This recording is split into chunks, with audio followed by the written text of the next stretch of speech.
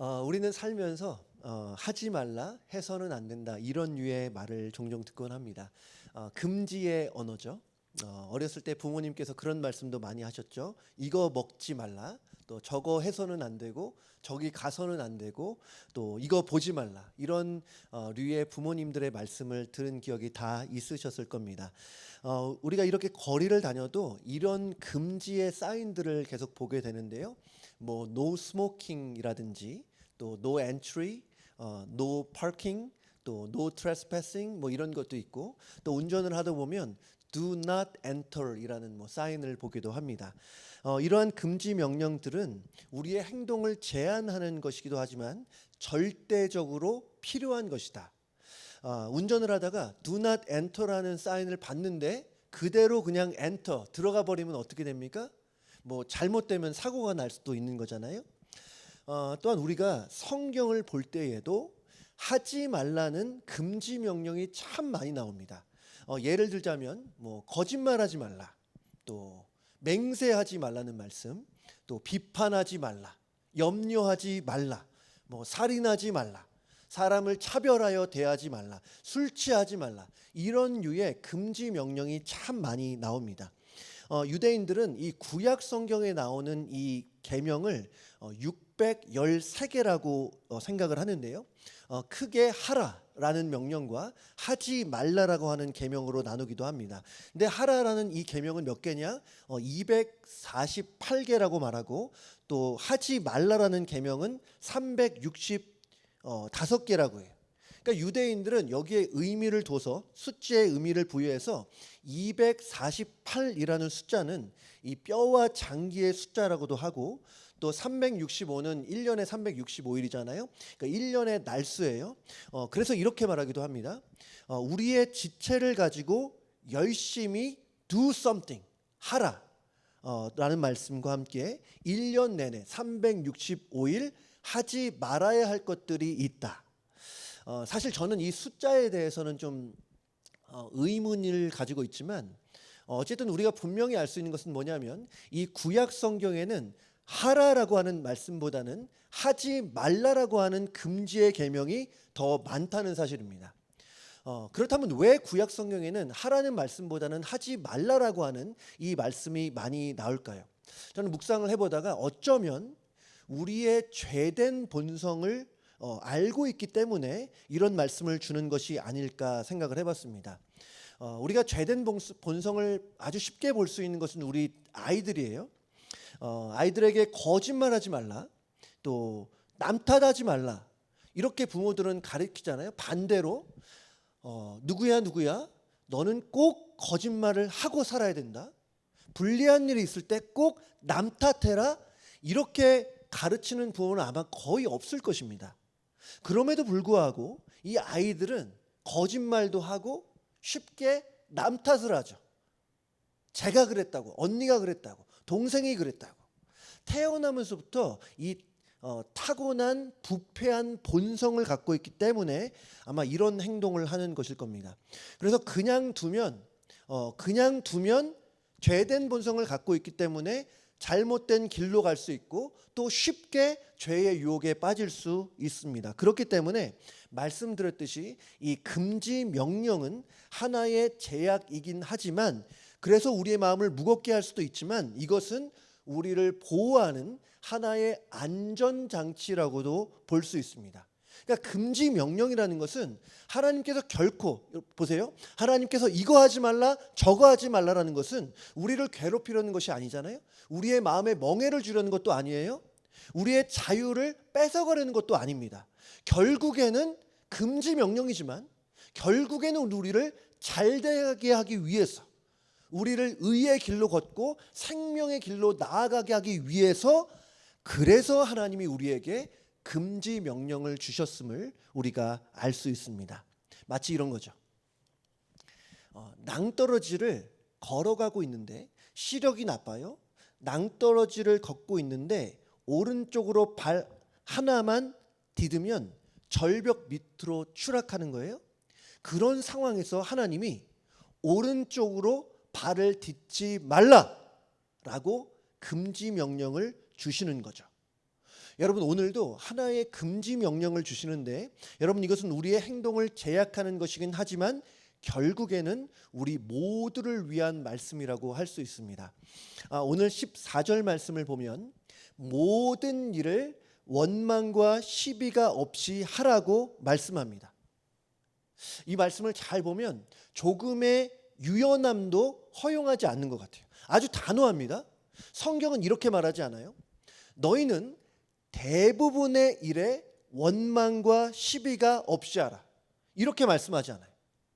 사실 대부분의 일에 있어서 원망과 시비가 없이 하라라고 말씀하시면 조금 더 현실성이 있어 보이고 순종하는 것이 그렇게 어렵지 않을 것처럼 보일 수 있습니다.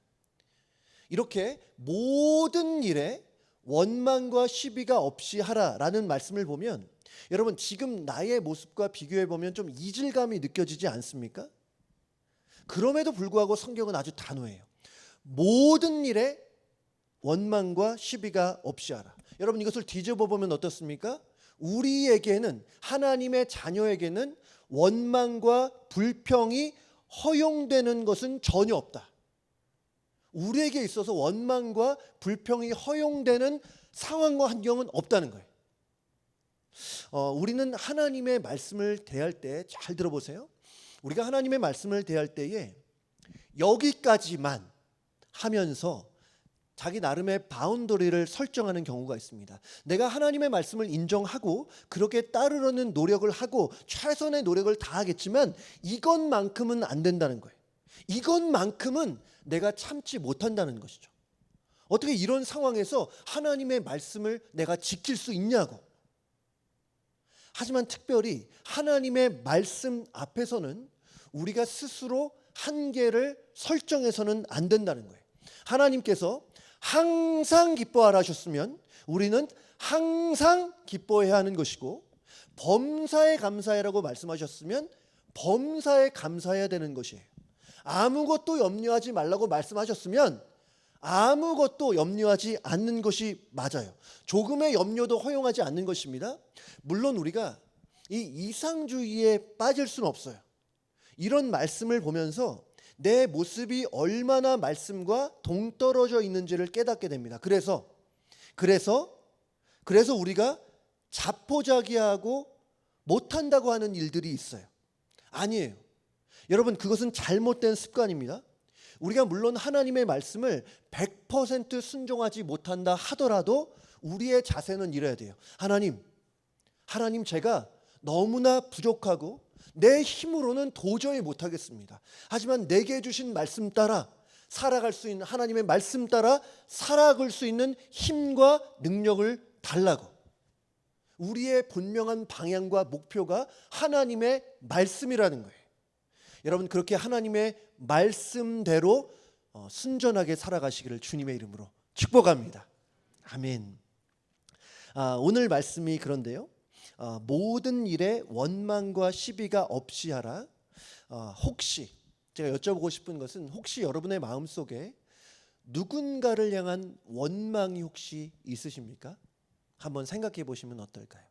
누구도 모를 수 있지만 누군가를 향한 원망이 내 안에 있을 수 있고, 또한 우리는 하나님 앞에서 하나님에 대해서도 원망하거나 불평하는 마음이 있을 수 있습니다.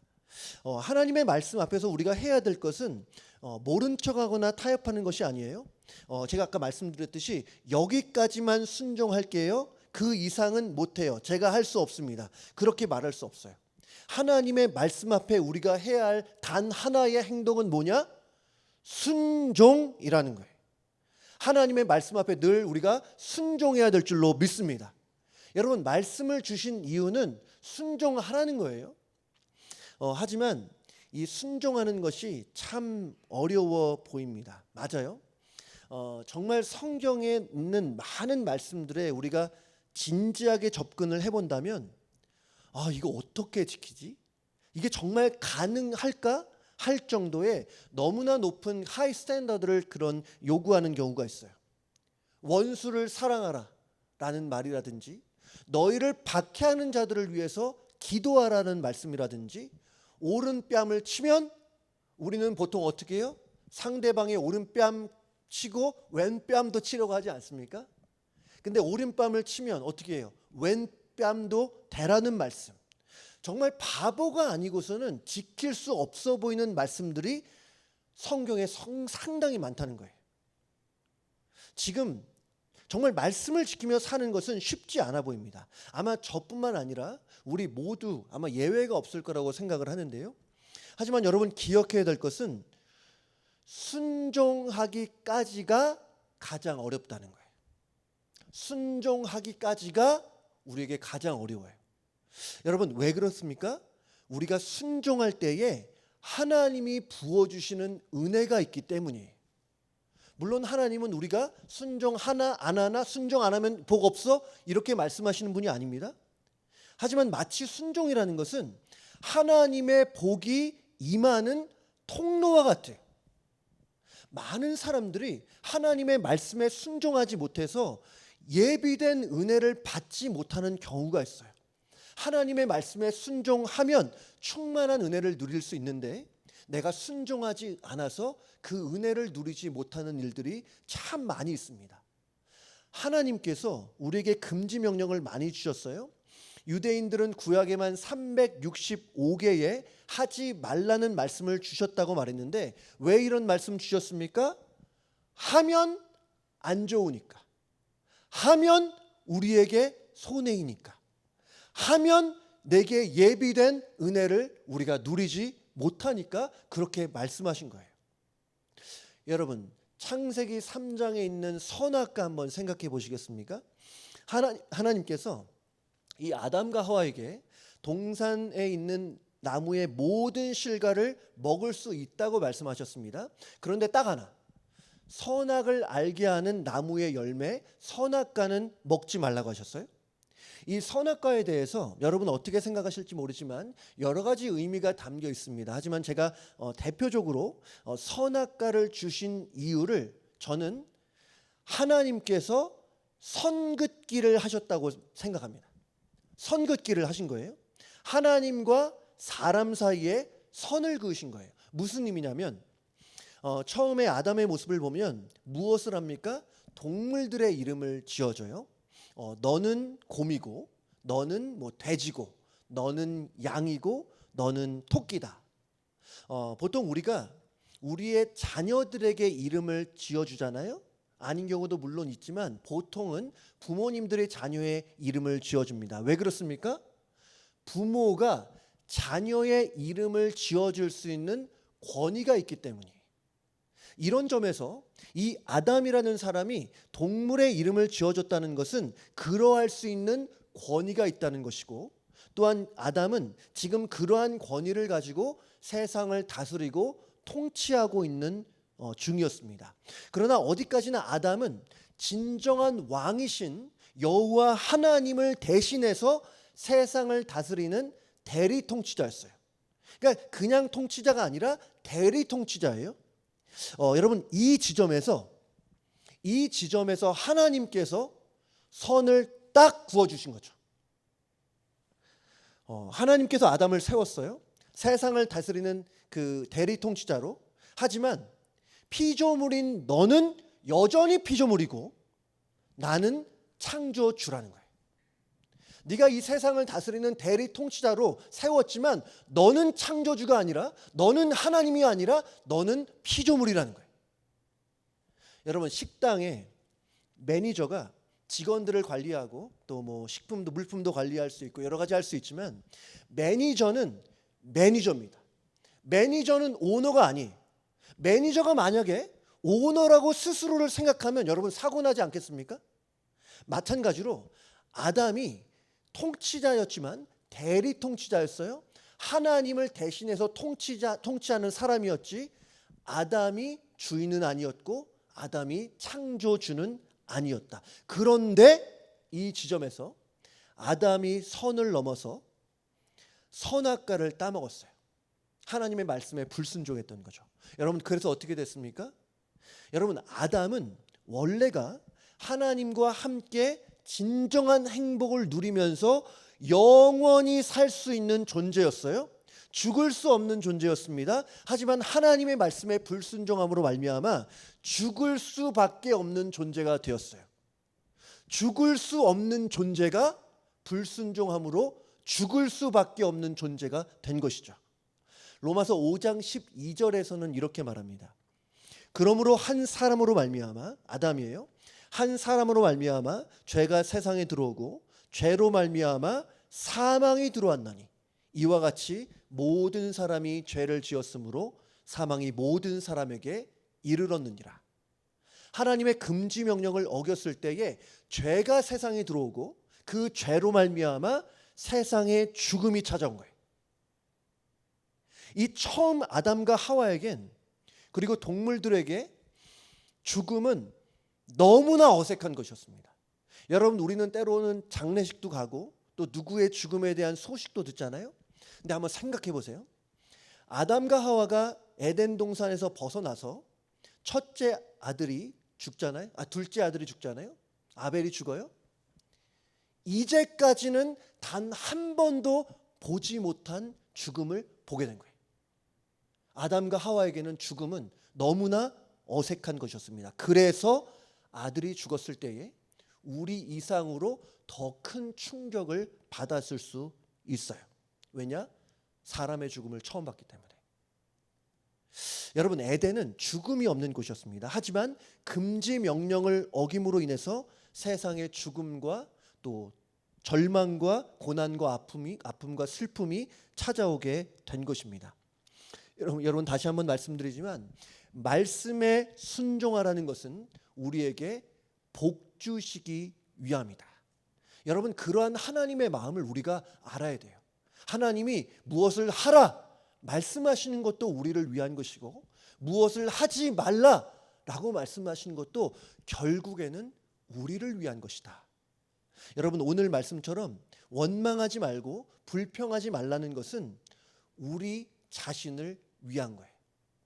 또한 그것뿐만 아니라 우리가 소속된 공동체를 위한 일이기도 합니다. 가정에 그런 일이 없으면 좋겠지만 가정에 원망과 불평이 충만해. 교회 안에서 서로가 서로를 원망하고 불평하고 다투는 일들이 가득해요. 여러분, 그러면 교회와 가정이 잘 될 수가 없어요. 행복한 가정, 행복한 교회가 될 수 없어요. 여러분, 너무나 당연한 말씀 아닙니까?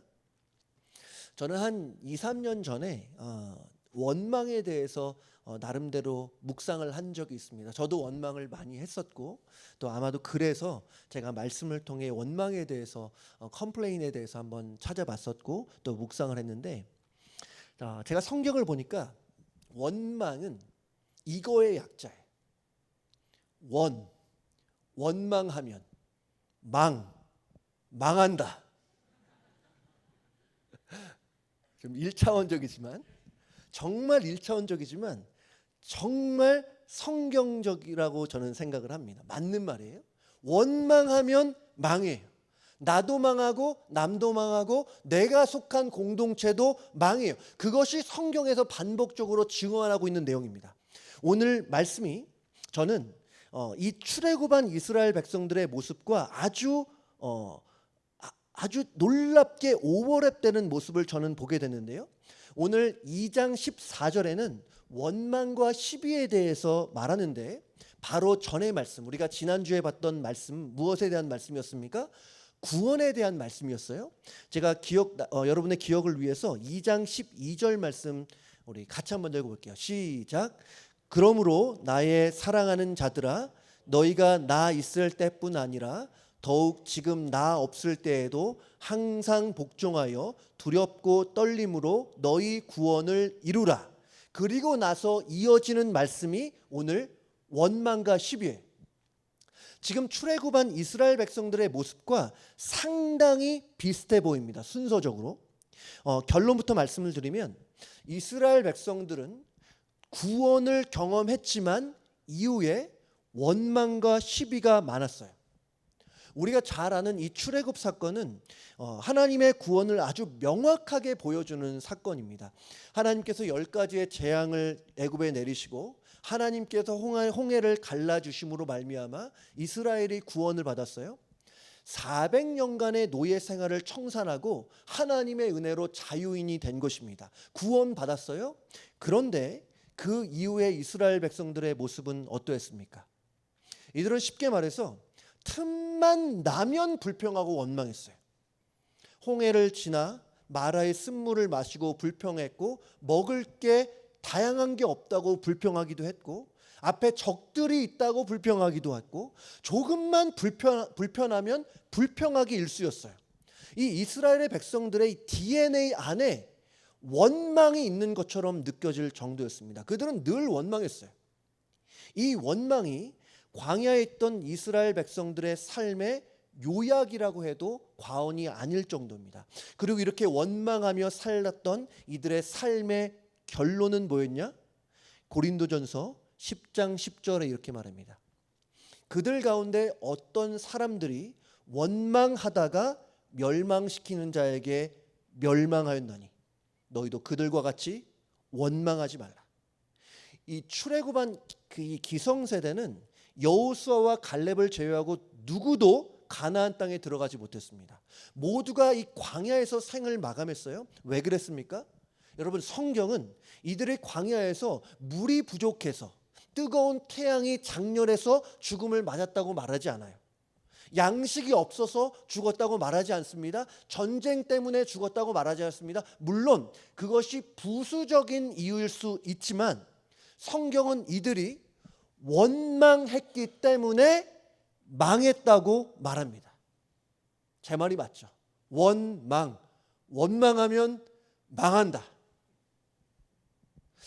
특별히 지금 빌립보서는 교회 공동체라는 문맥 속에서 이 원망과 시비가 없이 하라고 말합니다.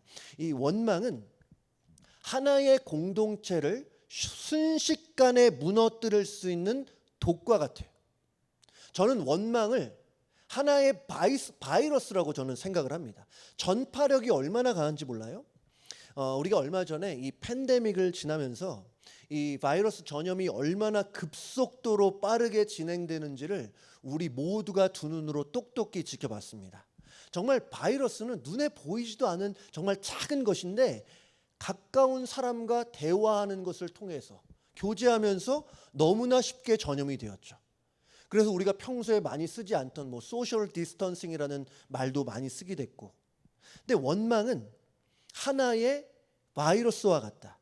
전파력이 얼마나 강한지 몰라요? 제가 전에 그 성경을 보다가 이 민수기 말씀을 보다가 굉장히 놀란 말씀이 있습니다. 민수기 14장 말씀인데요. 이게 어느 때냐면 광야에 있던 이스라엘 백성들이 이제 가나안 땅으로 정탐꾼을 보냅니다. 우리가 잘 알듯이 12명을 보냈는데 12명이 정탐을 마치고 나서 이스라엘 진영에 돌아와서 보고를 하는데 보고의 내용이 극명하게 갈려요. 10대 2. 두 명은 하나님이 주신 땅이기 때문에 그 땅을 차지하자. 하나님이 약속하신 땅이기 때문에 그 땅을 취하자. 두려워하지 말라. 강하고 담대하라. 이런 보고를 하는데 나머지 10명은 어땠습니까? 이 가나안 땅에 사는 아낙 자손의 거인들이기 때문에 그들이 보기에 우리는 메뚜기에 불과하다. 그 땅을 차지하지 못한다.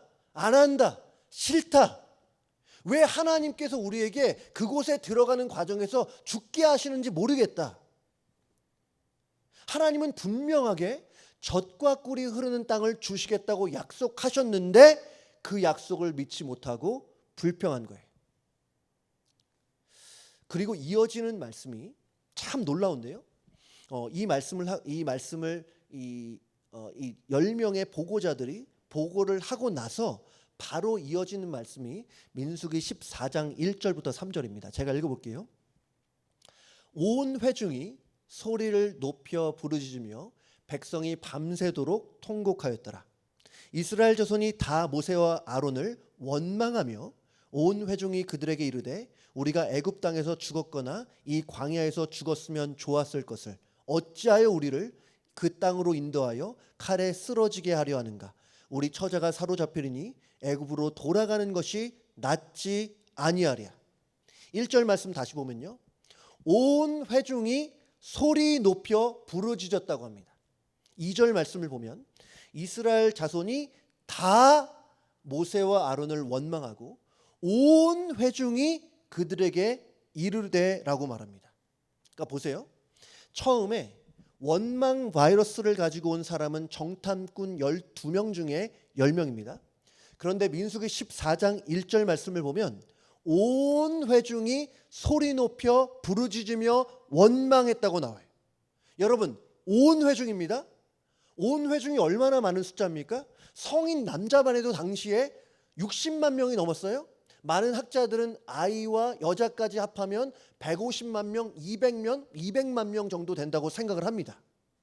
그러니까 처음에는 고작 10명밖에 안 되는 정탐꾼이 진영에 원망 바이러스를 나르자마자 금세 온 회중이 다 원망하게 된 거예요. 왜 하나님께서 애굽에서 잘 살고 있는 우리를 광야로 인도하신 거냐고, 왜 광야에서 이 고생을 시키시냐고, 우리가 가나안 땅에 들어가면 우리 처자식들 다 죽는 거 아니냐고, 과거와 현재와 미래를 모은 백성이 다 원망하고 있어요. 이 정탐꾼 10명은 마치 바이러스 슈퍼 전파자와 같았습니다. 원망하는 사람 10명이 하루아침에 200만 명이 된 거예요.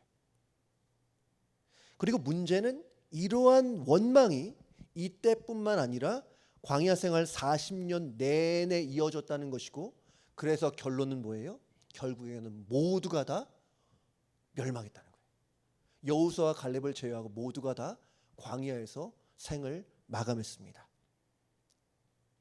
여러분, 그래서 우리가 가정에 있든 교회에 있든 어디에 있든 나 하나 원망하는 거 괜찮겠지?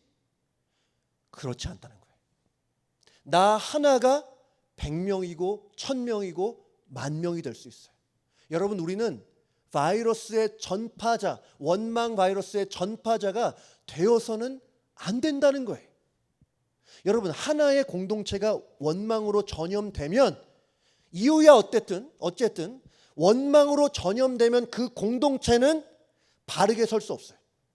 여러분, 생각해 보세요. 가정 안에서도 서로에게 불평하고 불만을 가지고 있으면 가정이 세워질 수 없고, 교회도 마찬가지예요. 교회 안에 기쁨과 감사와 은혜의 말보다는 누가 들어서는 안 되는 원망을 서로에게 전한다면 여러분, 교회가 교회될 수 없습니다. 원망이 가득한 공동체는 그곳이 어디든 잘 세워질 수 없고 건강할 수 없어요. 바이러스가 있는데 어떻게 건강할 수 있겠습니까?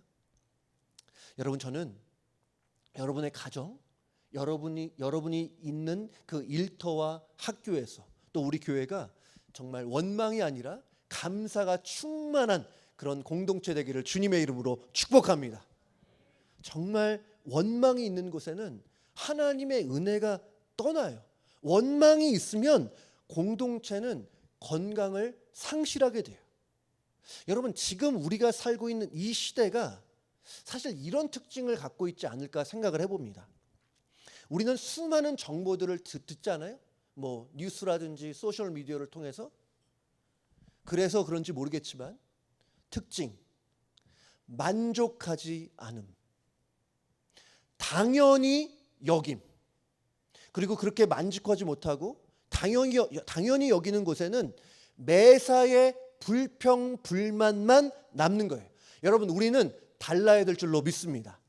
세상이 너무나 쉽게 불평과 원망을 쏟아낸다 하더라도 우리는 달라야 돼요. 하나님의 자녀는 달라야 돼요.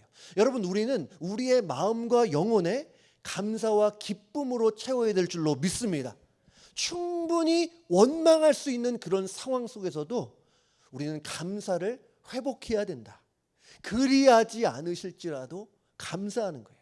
누가 볼 때에도 원망할 수 있고 누가 볼 때에도 컴플레인할 수 있는 그 상황조차 우리 하나님의 자녀라면 급진적인 감사를 해야 한다. 저도 그렇고 우리 모두가 원망이 아니라 감사로 살아가시기를 주님의 이름으로 축복합니다. 하박국 3장 17절에서 18절 말씀 제가 읽어볼게요. 비록 무화과 나무가 무성하지 못하며 포도나무에 열매가 없으며 감람나무에 소출이 없으며 밭에 먹을 것이 없으며 우리의 양이 없으며 외양간에 소가 없을지라도 나는 여호와로 말미암아 즐거워하며 나의 구원의 하나님으로 말미암아 기뻐하리로다. 여러분, 당시 기준으로 무화과 나무가 무성하지 않고 포도 열매가 없고 감람나무에 소출이 없고 우리의 양이 없고 외양간에 송아지가 없으면 어떻게 되는 거예요? 굶는 거예요. 못 먹는 거예요. 심각하면 죽을 수도 있는 절박한 상황입니다. 우리식으로 하면 다음 달 낼 렌트가 없고 들어올 페이롤이 들어오지 않고 페이먼을 내지 못하는 그 상황 속에서 보통 사람이라면, 보통 사람은 원망하고 불편할 수 있어요. 하지만 하박국 선지자는 이렇게 말합니다.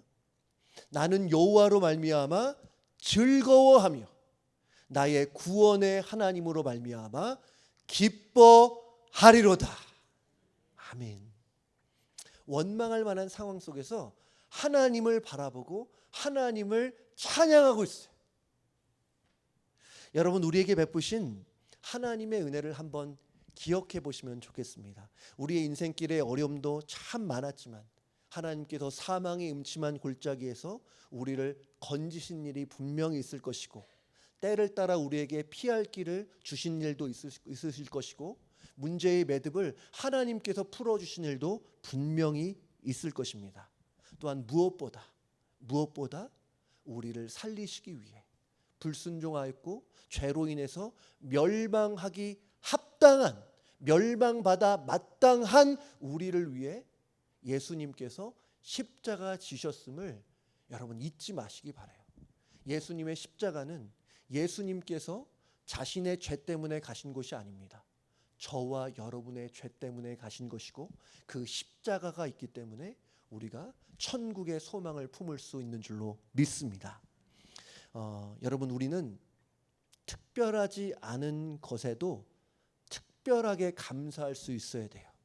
다른 사람들은 다 당연히 여기는 일에도 내 가슴 속에는 작은 것에도 감사할 수 있는 마음이 있어야 됩니다. 여러분, 감사는 하늘의 문을 여는 암호와 같다고 했어요. 감사할 때 하나님께서 하늘의 문을 열어주셔서 충만한 은혜를 우리 모두에게 부어주실 줄로 믿습니다. 원망하면 망하지만 감사하면 흥합니다. 원망은 불행의 시작이지만 감사는 행복의 시작이에요. 원망이 가득한 곳에는 슬픔과 고통이 가득하지만 감사가 충만한 곳에는 기쁨과 은혜가 충만하게 돼 있어요. 그렇다면 여러분, 우리가 해야 할 일은 무엇이겠습니까? 모든 일에 원망과 시비가 없이 해야 하고 감사로 내 마음을 채워야 한다. 우리의 입에는 원망이 아니라 늘 감사의 언어가 흘러 넘치시기를 주님의 이름으로 축복합니다. 여러분, 그렇게 될 때에 하나님께서 하늘의 문을 열어주셔서 폭포수와 같은 은혜를 우리 모두에게 부어주실 줄로 믿습니다.